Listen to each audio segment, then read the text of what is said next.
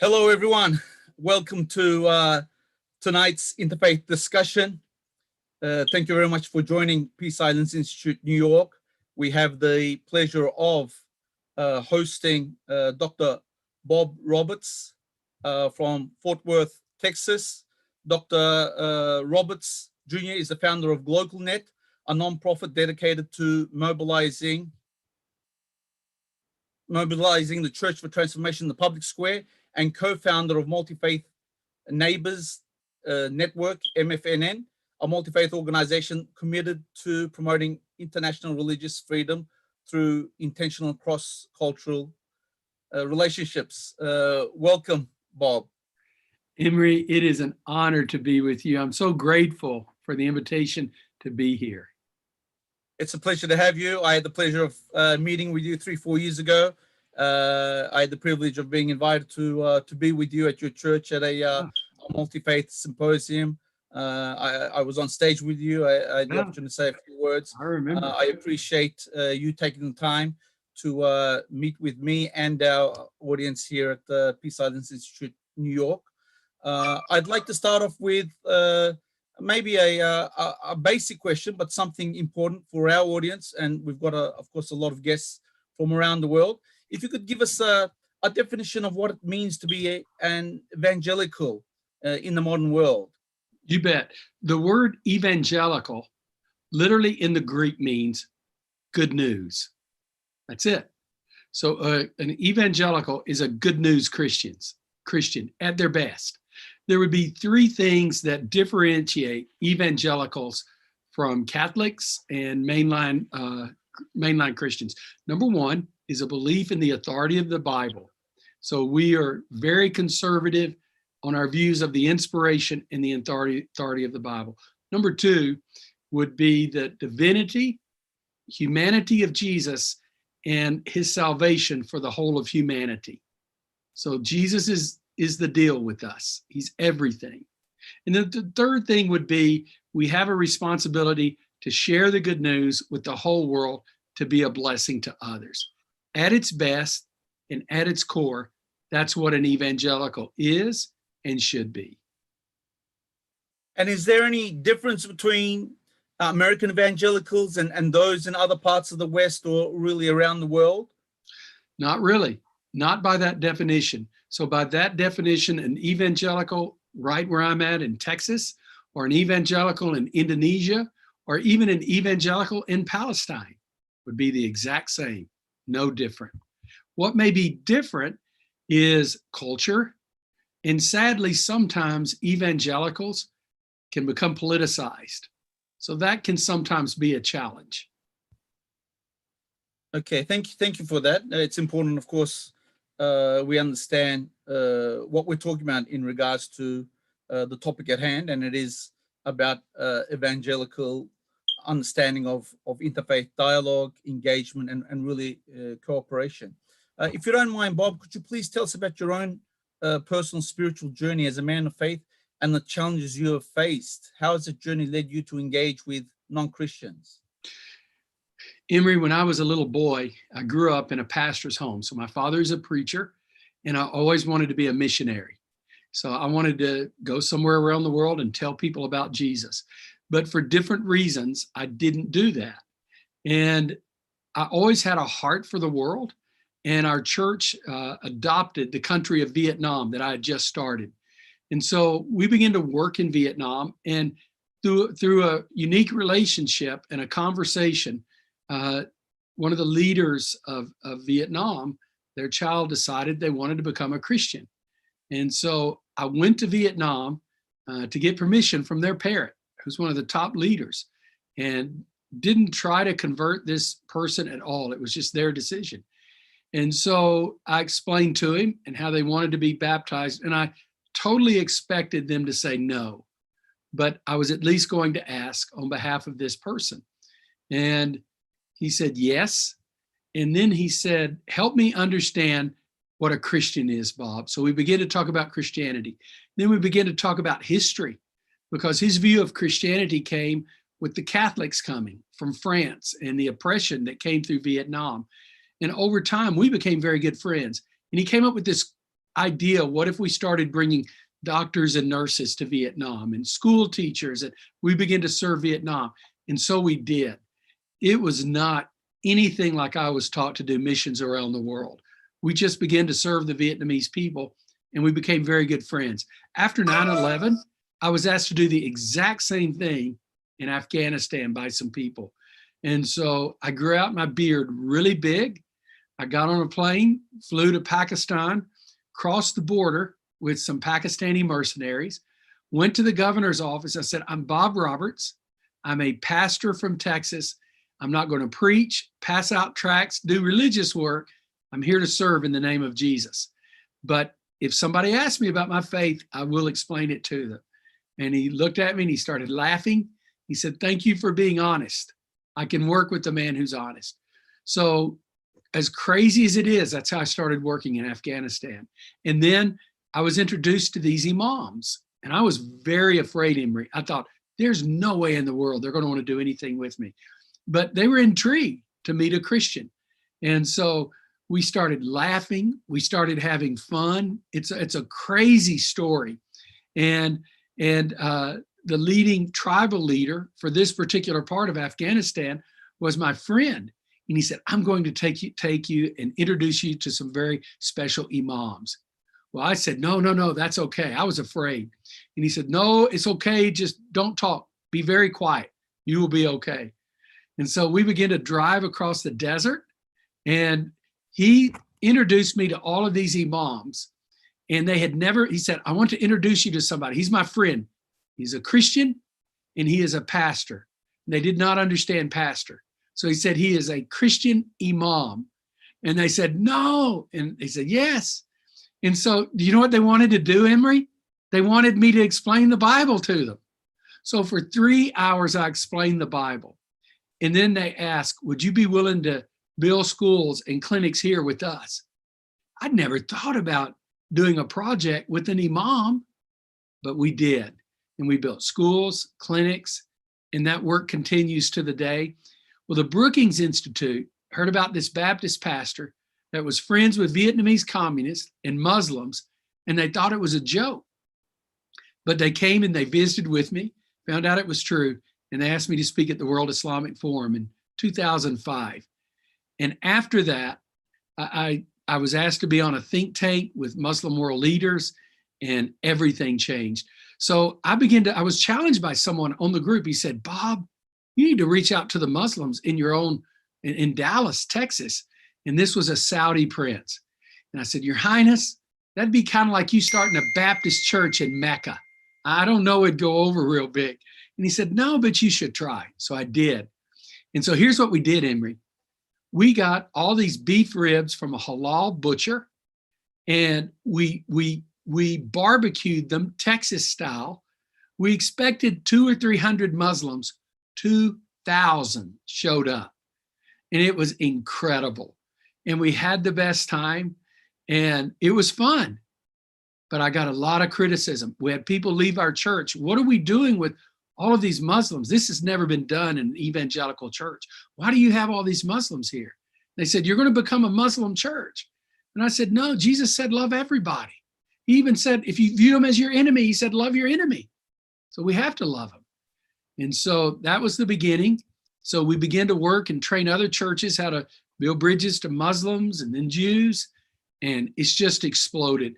And we've now done retreats and gatherings of pastors, imams, and sometimes rabbis in 20 cities here in the US and about 10 countries around the world. It's been incredible. It's the people I feared the most have become the people I love the most. So, I mean, Emory, if I would have been talking to you 20 years ago, I'd be scared to death of you. I'd be thinking, oh, I bet you're going to kill me or do. It was crazy, but I didn't know any better.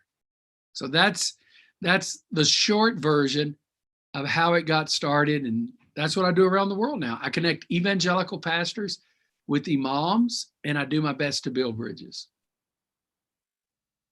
Of course, you said halal ribs. I everything else has become a blur for me. So after you said ribs, hopefully we'll have an opportunity to break bread together, either here in New York or in Dallas or Fort Worth.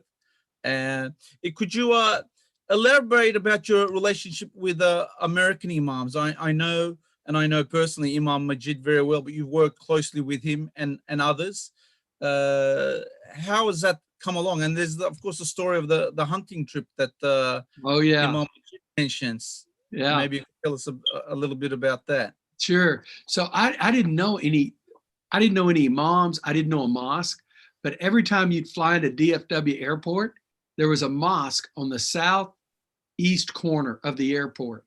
So I thought, I'm going to go over and I'm going to meet the imam. And so I go there. Now I'm from Texas and we're very conservative, Emory, and I'm a Baptist. And Baptists can be very critical, sometimes negative, harsh people. I'm sorry to say. Now, a good Baptist isn't, but we do have a lot of bad Baptists, I'm sorry to say. So I go over and I meet this imam and I tell him, I'm a Baptist pastor and I wanted to get to know you. Well, he was very suspicious. Why does this Baptist pastor want to get to know me? So over time, we'd go out and eat. We got to know one another. And it was a blast. So one Sunday morning, he'd come to visit my church. That Friday, I'd gone to his mosque. So he comes to the church. He hears me talking to one of the leaders in our church who's going to take me deer hunting. And the next day, and he says, Bob, I've never been deer hunting. And I said, oh, okay.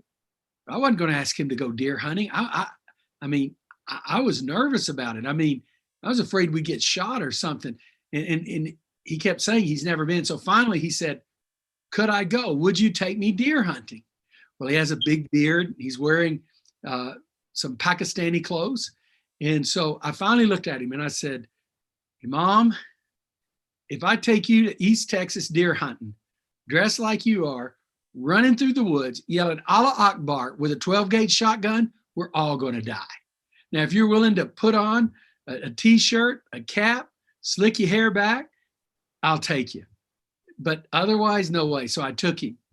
And from there, it built a relationship. And in time, I did get to know imams.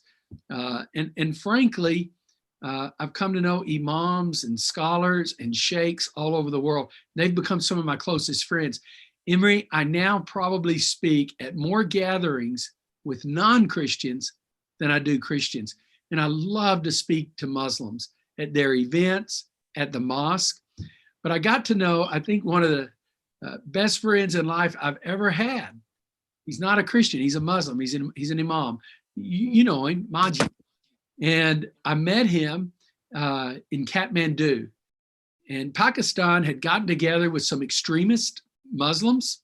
And when they got together with them, they wanted to bring the tension down.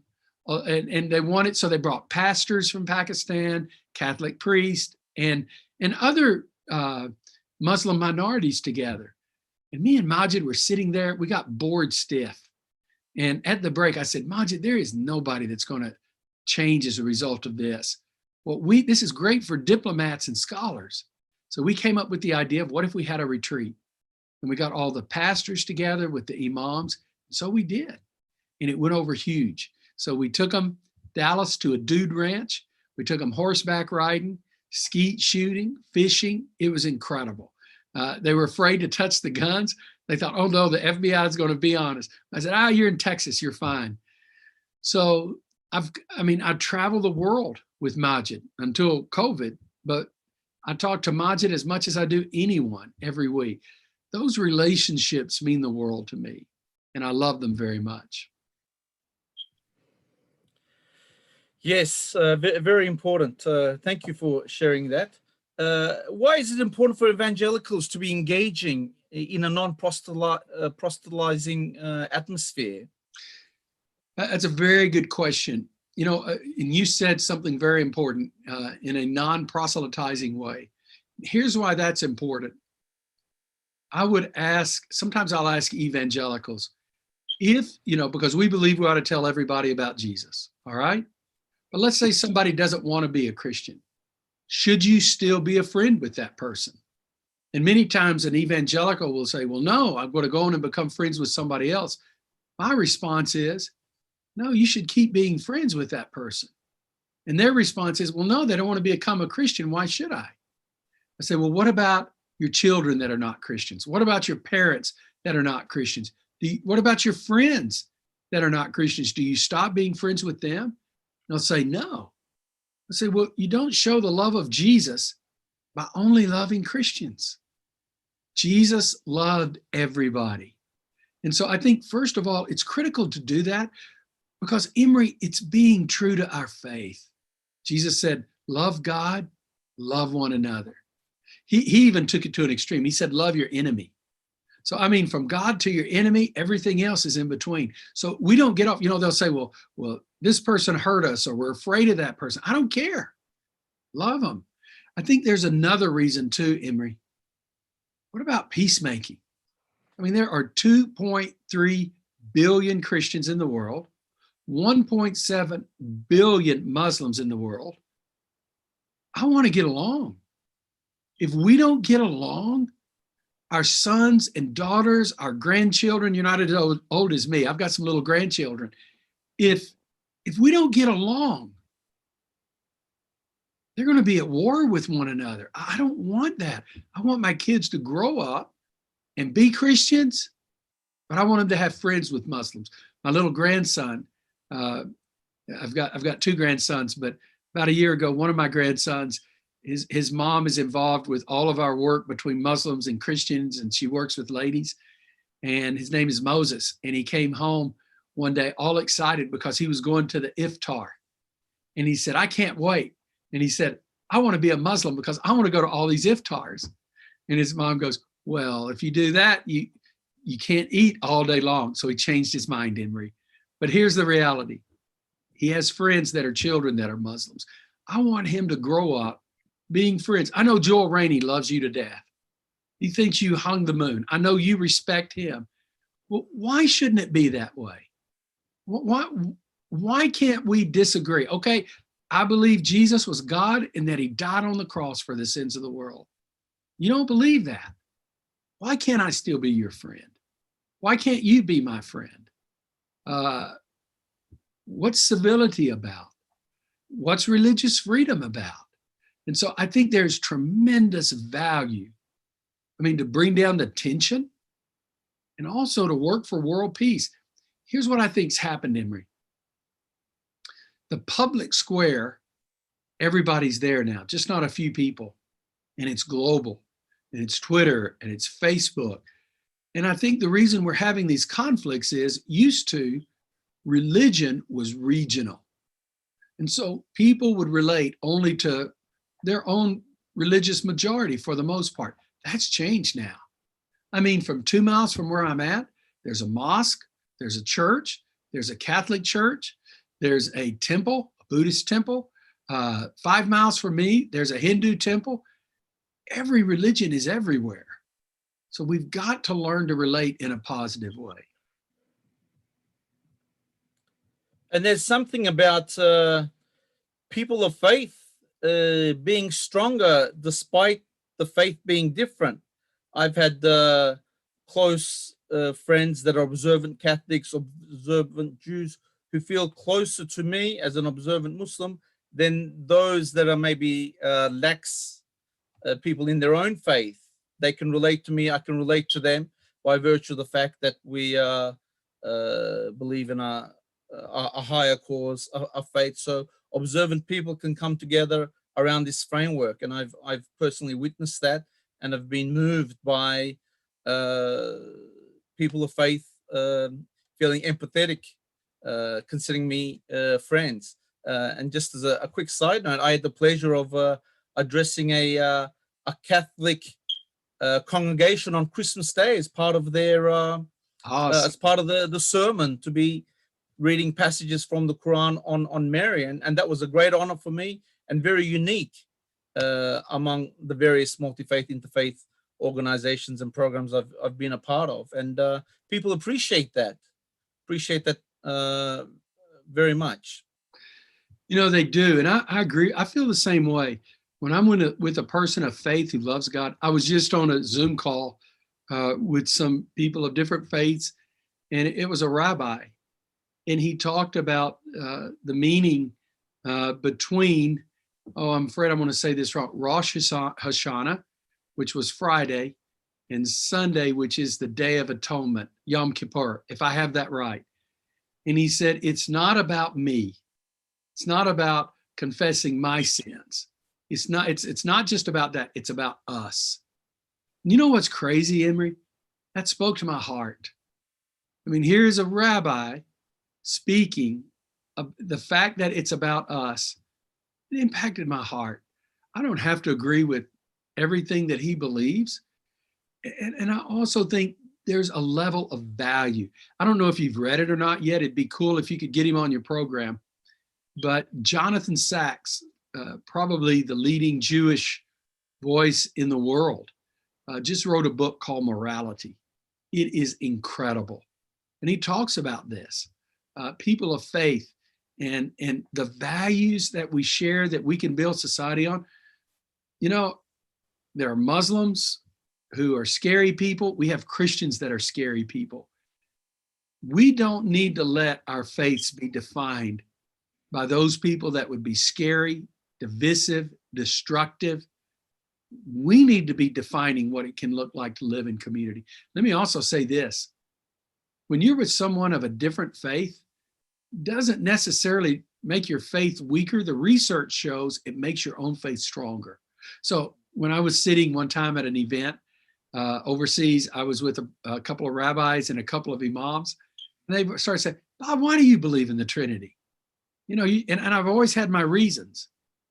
But you know what their questions? I could answer it to other Christians. But what I realized was my answer was not good enough to a non-Christian. It forced me to study deep why I believed in the Trinity. So I went deep into scriptures, but then what it forced me to do is, how do I explain that in a simple way that can be understood? It grew my faith. I was in Saudi Arabia one time. I was a guest of the royal family. And at the end of the trip, a reporter came up to me and he said, being friends with all of these Muslims, what has it done to you? Has it made your faith weaker? What has it done? And I said, oh, it's made me a better Christian. And I could tell he didn't like the answer. He said, well, why would you say that? I said, because it's made me look, what do I believe? And why do I believe it? A lot of us are raised in our faiths and we just inherited it. We didn't think deeply. Do I really believe this? Why do I believe that? And so Majid is always asking me theological questions. Come on, Bob, I'm curious about this. I'll call him up. Majid, I did this week.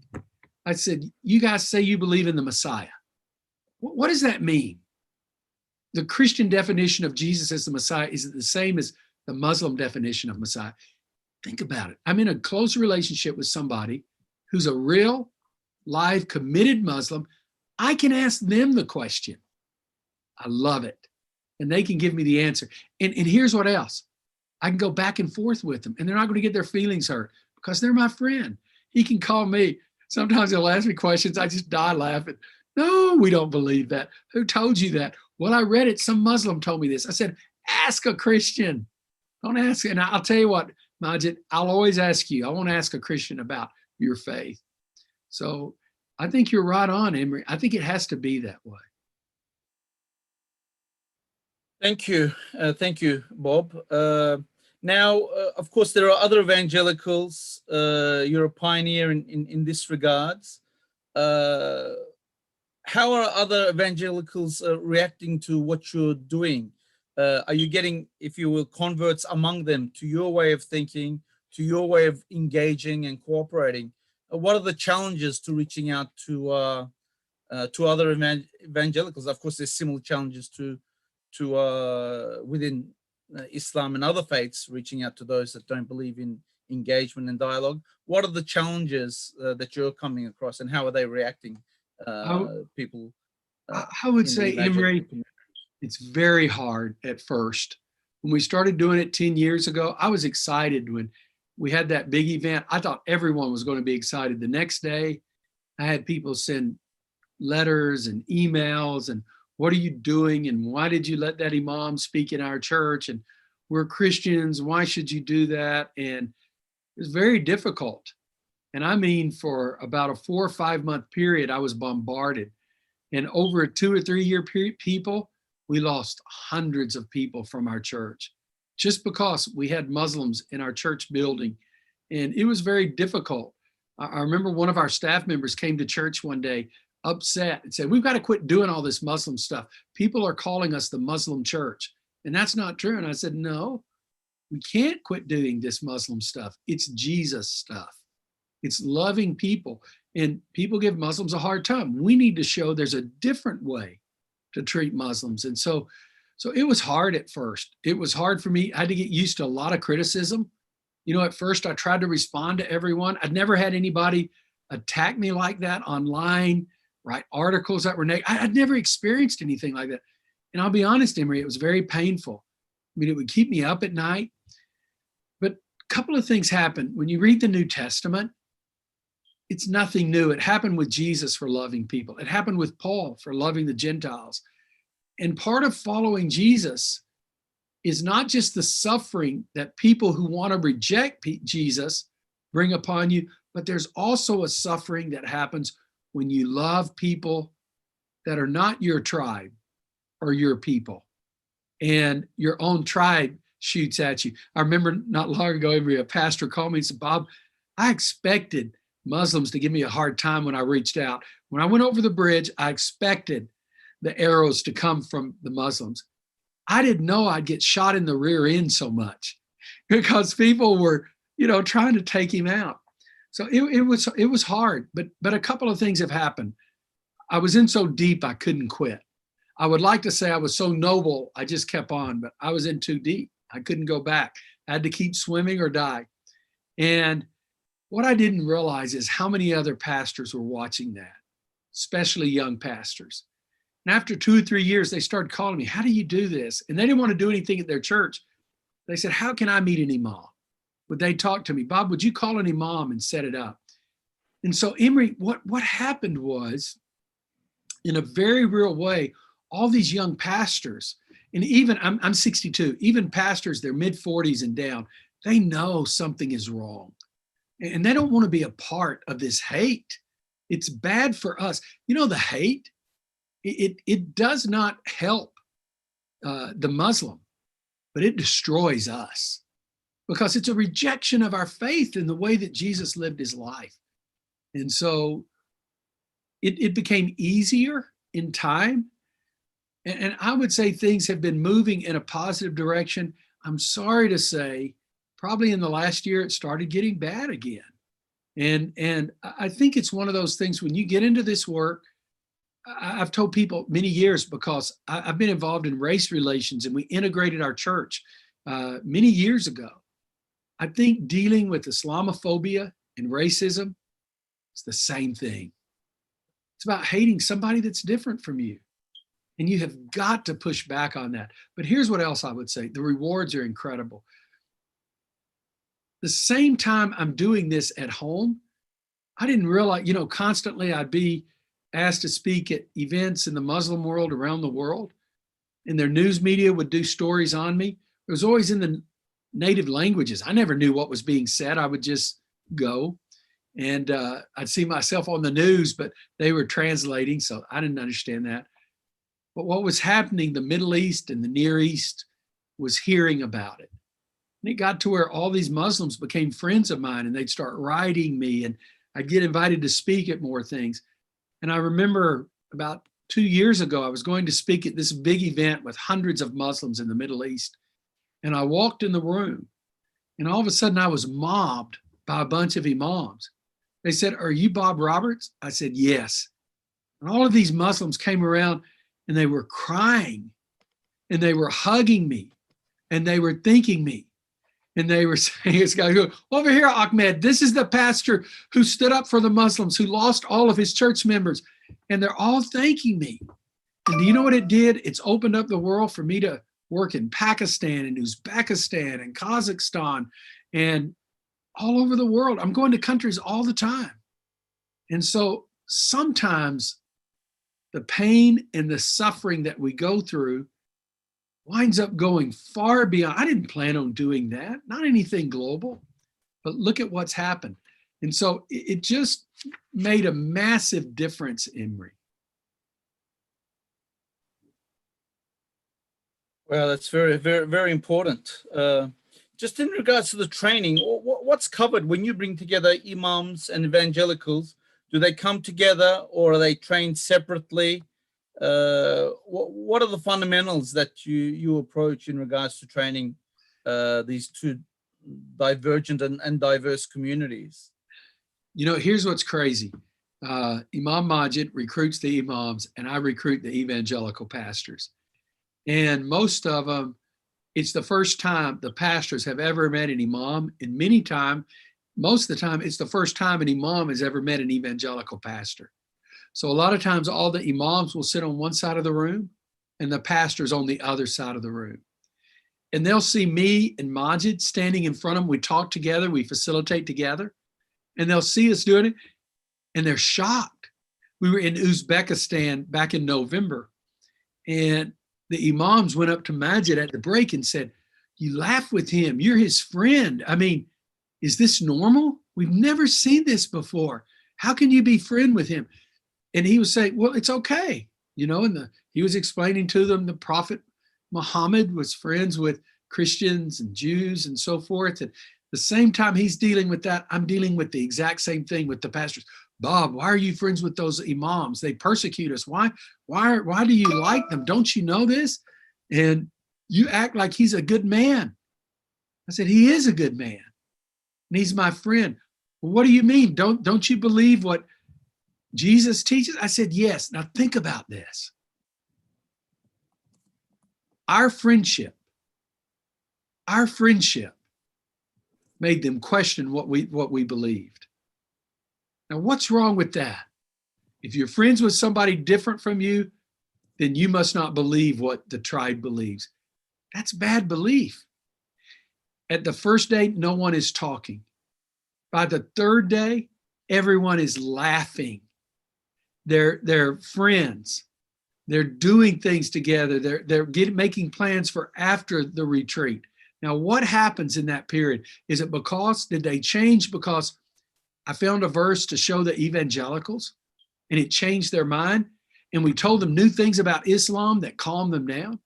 Is that what changed the Muslims? That they got a new verse out of the Quran? Or there's some new teaching? Not at all. Here's what it's based on: relationship. That's it. We spend a whole retreat focusing on how do you become friends with somebody who's radically different from you. I'll tell you this interesting story. There's one particular city that we went to do the retreat. And in this city, the 7 largest evangelicals were part of the retreat, which represented tens of thousands of people in this city. And all of them said, "We'll come as long as you don't tell anyone we came to the retreat." I said, "All right." And by the third day, you know what they had done? Every single pastor came up to me and said, "Bob, Muslims are good people." I said, "Uh-huh." I mean, it's like they made this big breakthrough discovery. Well, what was different? They became friends with somebody. Here's what else is interesting. Within a month, nearly every pastor wound up visiting the mosque, and the imams wound up going to the church. Furthermore, the pastor introduced the imam to their whole church in front of thousands of people, saying, "This is my new friend, the imam." They've done projects together. This city is phenomenal. I remember, so it changes. It's based on relationship. And so that's it. How do we live together? Once we know who we are, and then we have this thing where we talk about where do we disagree. And so I want to get the disagreements out there. Let's don't be afraid. What we're trying to do is to teach them how to model. Majid and I have this thing that we do a lot of times, and I'll say, so Majid, you believe, and I'll do this for the sake of the pastors. Majid, you believe that Jesus was born of a virgin? I do. You believe that he lived a sinless life and that he worked miracles? I do. You believe that he's coming back again for the second coming? He said, I do. You believe that he died on the cross for the sins of the world? And he says, I don't. A lot of times they'll break out in laughter, and I'll say, all right. So guys, here's the thing. He does believe these things. He doesn't believe that. But they see us have a civil conversation, and they see us be close. So after it's over, there are three things we really want them to do. Go out and eat with one another at a restaurant. So the pastor, the imam, the rabbi, go to, not at a restaurant, but go to their home so they see their families, so they know one another as human beings. Second thing is we want to have a mixer between the church, the mosque, and the synagogue. We now do this every year at our church. So that's a big deal for us to do. And then once we have that mixer, you sign up and you get to know one another. And then the third thing that we do is community projects together. And it's been incredible. So it's all based on the relationship. Thank you, Bob. Just as a reminder to those that are watching, if you're here for the first time, please subscribe to our channel. Of course, like the video.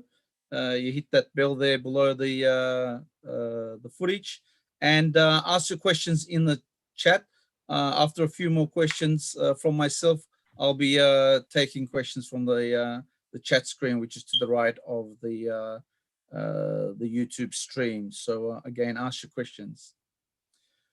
Okay, Bob, if you could, what is your message to non-practitioners, to people of no faith that aren't observant? Where do they fit in this equation of faithful people, people of Christian or non-Christian background that are coming together?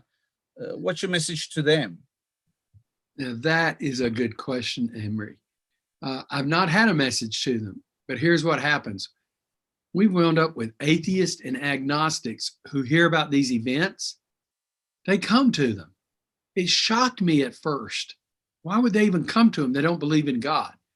But their response is, we know that religion has a role in society. And if you can accept one another, not agree with one another, but accept one another with human beings, then certainly we can be in relationship with you. I never dreamed in a million years.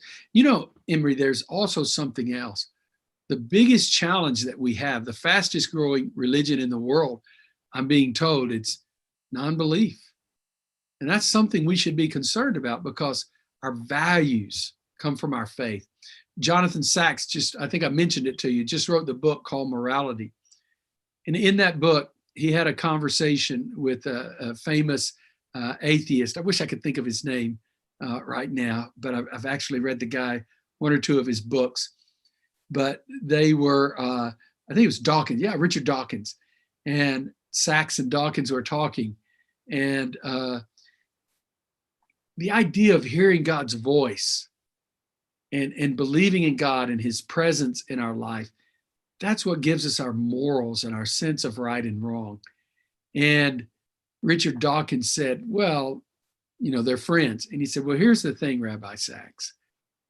I can't hear the music that you're talking about. Because Sacks was saying all the faiths are like different music, but some of the same values, not the same doctrines, but some of the same values we share.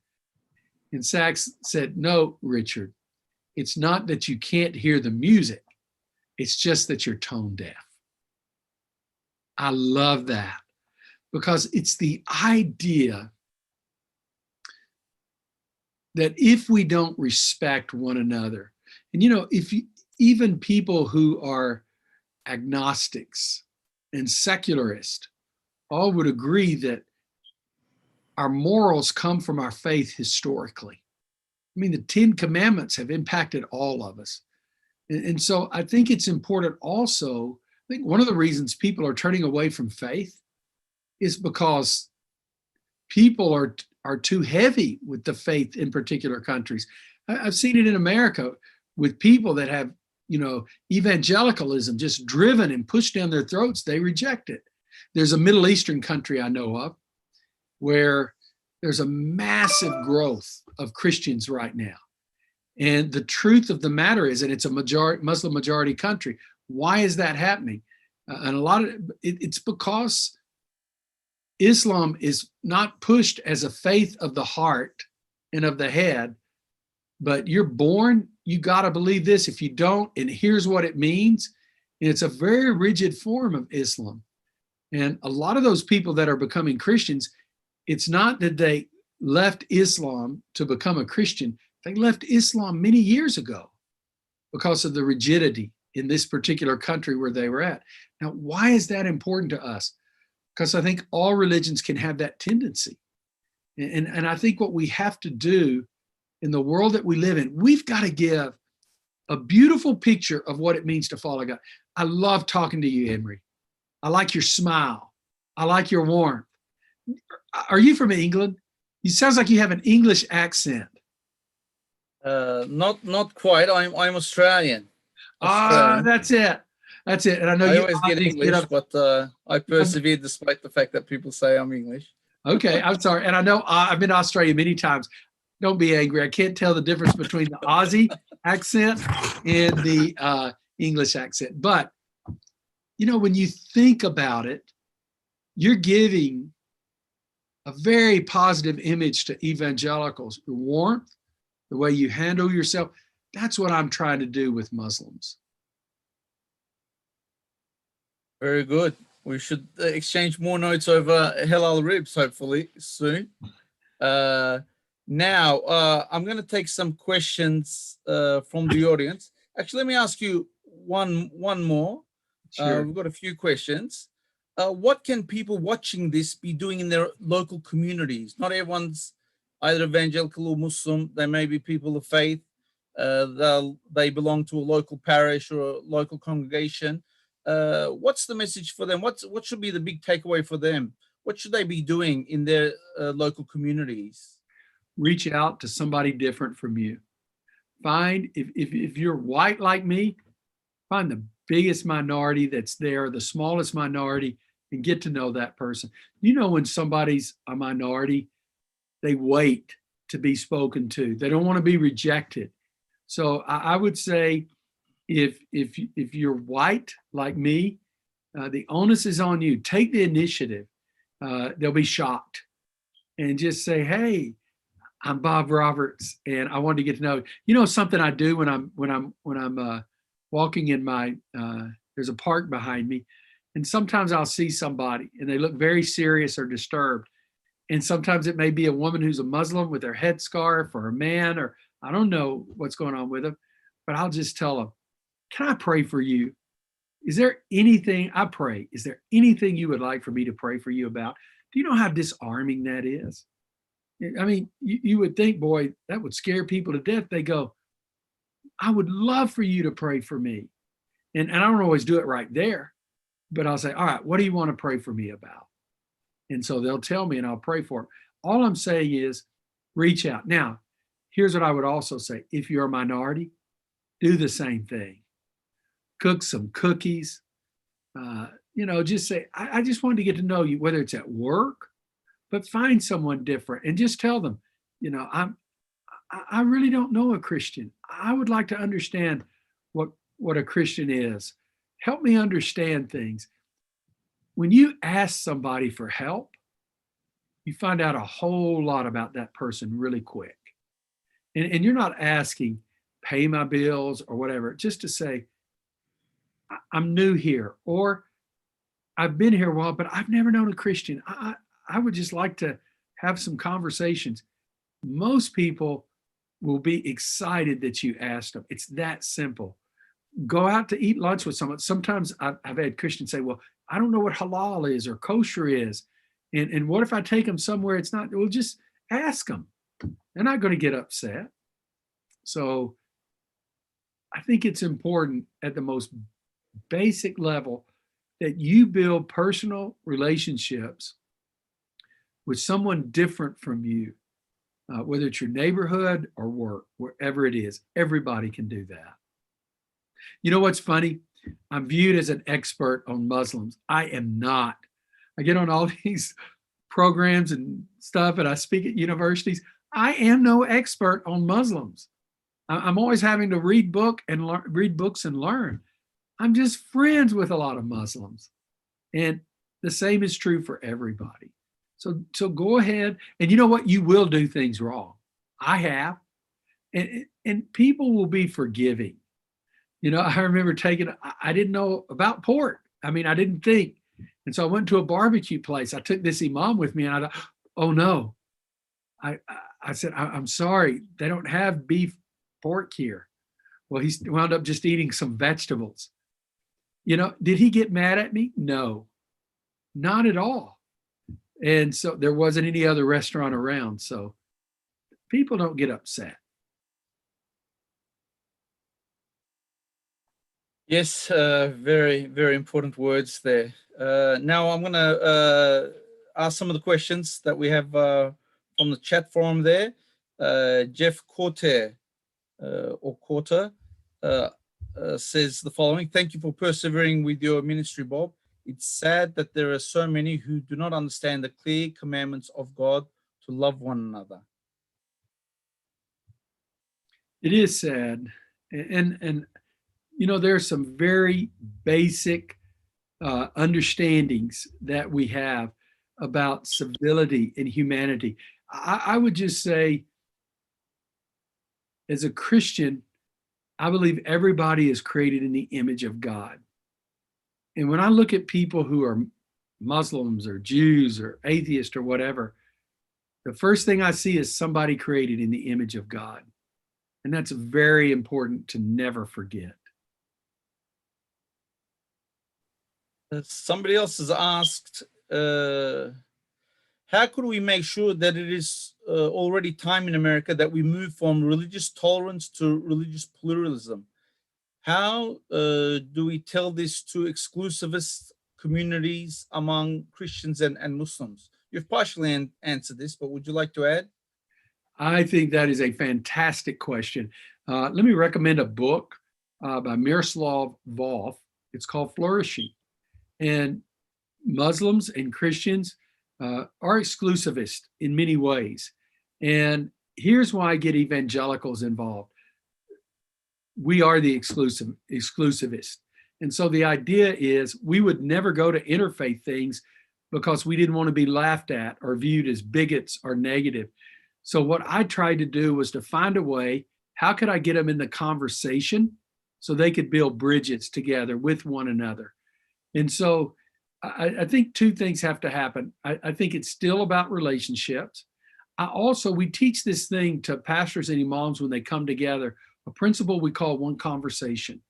A lot of times we say one thing to our tribe when we're at our place of worship, another thing when we're out public. So we're trying to teach them, how do you talk one-on-one to one another where it's not two different things, and the hypocrisy or the inconsistency in what you say is missed. So we try to help them with that. Let me also say there's a book coming out on covenantal pluralism that many of us are writing. Many of the top Muslim leaders in America, Christian leaders, Jewish leaders, other faiths. And it's the idea that there is a covenant in America. It's called E pluribus unum, out of many, one. So pluralism. We all have different faiths. That's why I like the word multi-faith, not interfaith. I want everyone to hold on to their faith and not let go of. Whoever asked that question, that's where the future is. That's the next step. That's what we've got to move forward in. And maybe one final question. This is a little bit theological, but you're the man here to answer this. This is from Ramazan, who says, question to Pastor Bob: how do you explain evangelist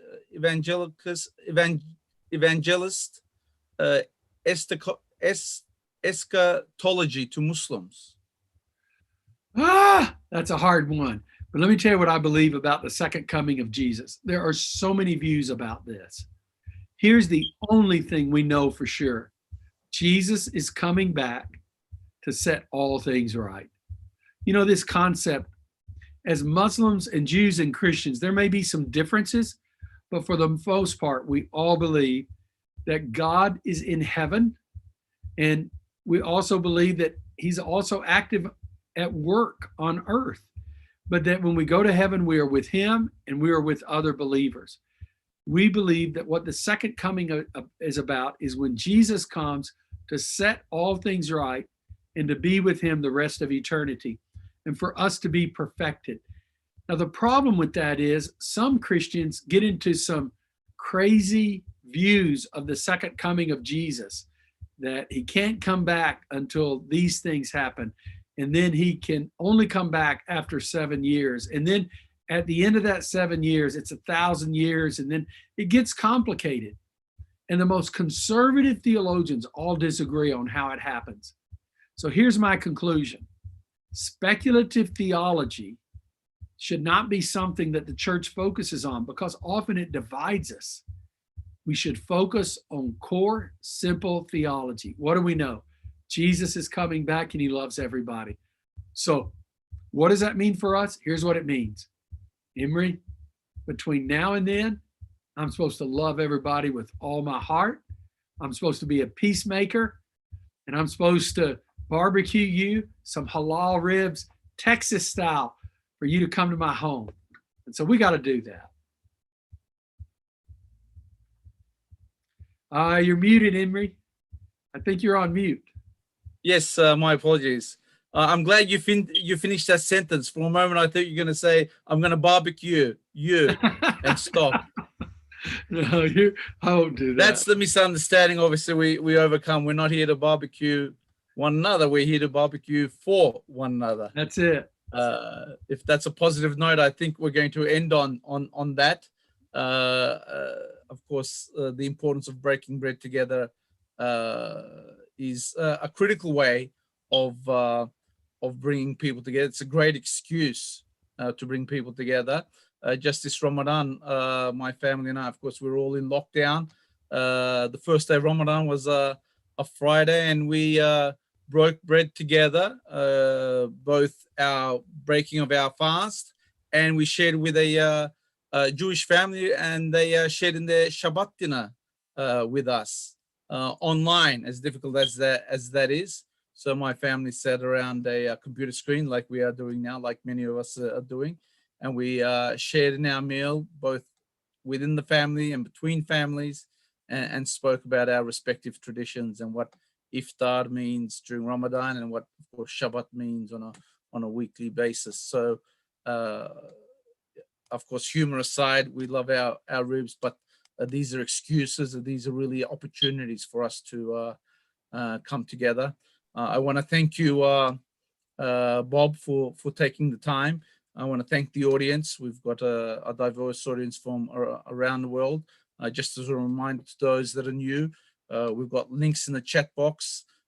Please follow us on our social media accounts. Of course, subscribe to our YouTube as well, and sign up to our newsletters. Any final thoughts before you head off, Bob? Thank you so much for being here, Emery. Let me just say, if you want to know about us, you can go to glocal.net. You can go to also MFNN or multifaithneighborsnetwork.com. Google it. That's not the right thing, but that's the organization, and you'll know it. And Glocal is spelled GLOCAL.net, N-E-T, just so people don't miss out. And Multi-Faith Neighbors Network is MFN network.com, but you can Google it if that's not the right email address. We've also just started a podcast. You can subscribe at Bowl Love. It's at the GlocalNet site as well. So I'm on Twitter. You want to ask me a question from listening to this tonight? I'll respond on Twitter. I'm at Bob Roberts Jr. We follow one another. So if you've got a question, it may take me a little bit. I've got some more meetings before I can stop today, but when I'm through, I'll respond to them at some time. Thank you again, Bob. I look forward to engaging with you. Blessings to you, your family, and your community in Fort Worth. And thank you to our audience for joining us. Until next time, have a lovely evening, and be safe and well to everybody. Thank you.